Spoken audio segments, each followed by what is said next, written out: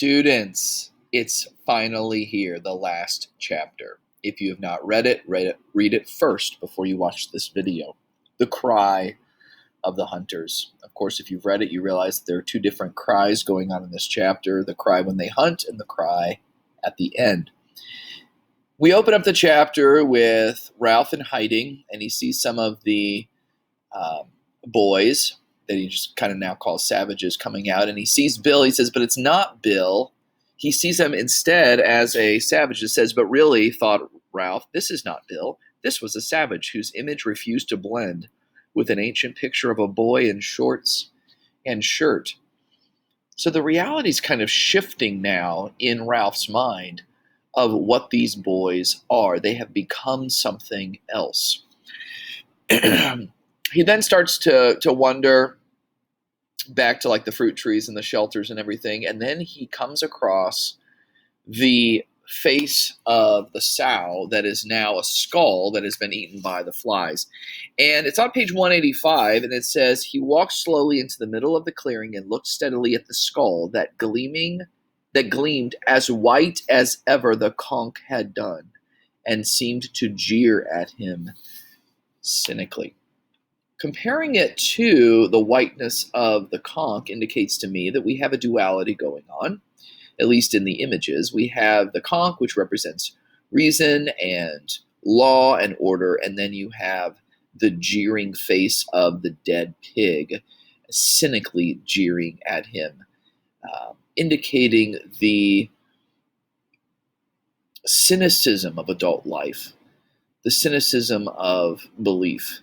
And this is really quite an interesting parallel that it would be between the white skull that represented the beast, that is like that internal part of the human heart that is bad, versus the law and order of the good conch. So just quite a moment there as Ralph sees it, and then he hits it. He's angry about this reality of the darkness of man's heart. Well, and there's this conversation with Sam and Eric on 188 to 190. And I mean, it's just them basically saying, hey, you need to get away. And Ralph saying, hey, what did I do? I didn't do anything wrong. And then finally they say, for your own good, go away.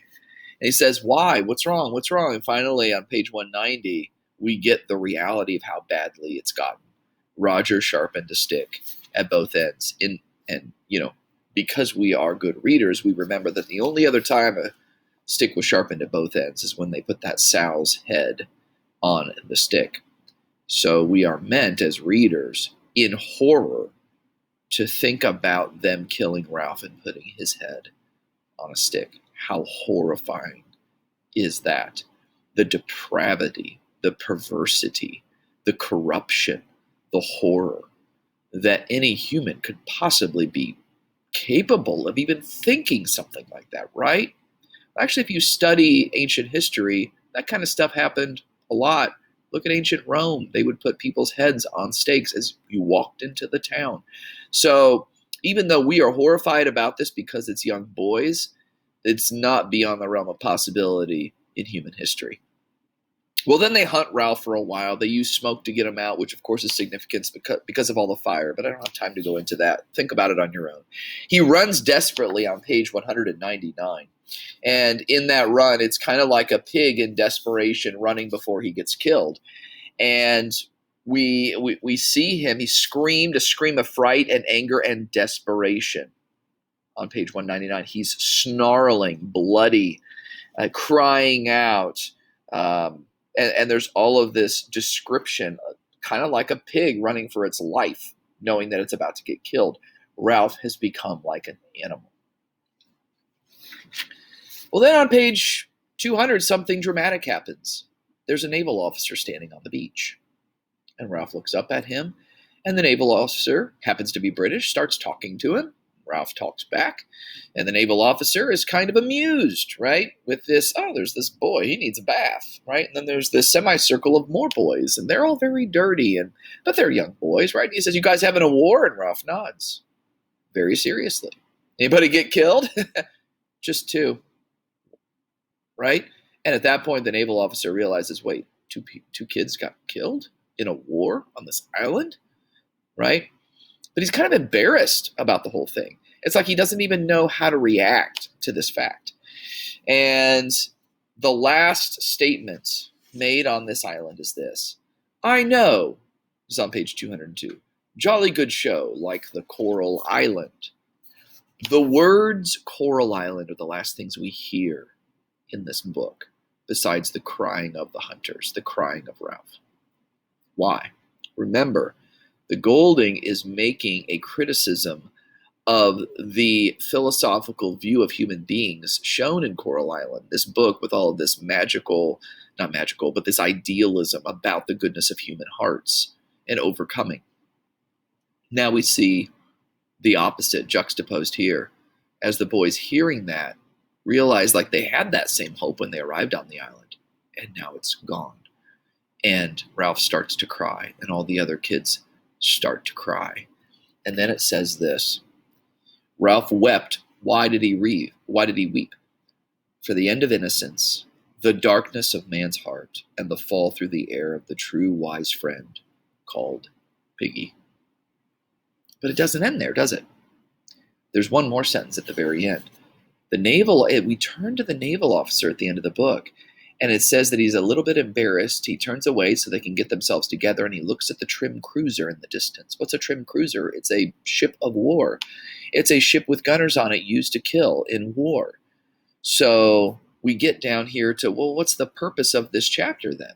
Well, to show the depth of the darkness of mankind's heart, our depravity, our corruption, but also to connect it with the adult world, that in the adult world, we have this corruption, this perversity too. We just do it in a more dignified way with nice cruise ships and in naval officer garb. And so we get the sense here that Golding is connecting us to the human world at the very end, saying what's happening on this island is a microcosm of what we as human beings do, in fact. Crazy. Now, here's some questions to consider. Why do things break up and go badly? That is a philosophical question. Why is there evil? Why is there badness in the world? And that's something that will be forever talked about and discussed. Why is there evil? Next, where do we look to for authority? Piggy says, in the last chapter you'll recall, what's right's right. He's saying there is some universal authority, that there is right and there is wrong. And we come out of the Western view that there is absolute right and absolute wrong, absolute goodness and absolute evil. And those two things exist. Then where does that come from Golding's view? And is that eroding that view? Are we eroding the view that there is true good? Or is it just whoever has the power gets to decide what's good? And in that case, do we want that in society? And then finally, is man's heart dark? To what degree is it dark? Do we just have bad thoughts? Do we just have bad desires once in a while? Is there a thirst for power? Is there a thirst for sensual pleasure that goes beyond just some kind of animalistic thing into a moral realm? These are good questions to ask about human beings as we come to the end of this book and we wrestle with these thoughts and with these questions that William Golding has brought to the forefront of our minds. I know it's been a difficult book, but hopefully a book worth your while in at least helping you to think about some of the major things that happen as a human being and in human society. Have a great day. Study hard for the test that you're going to have.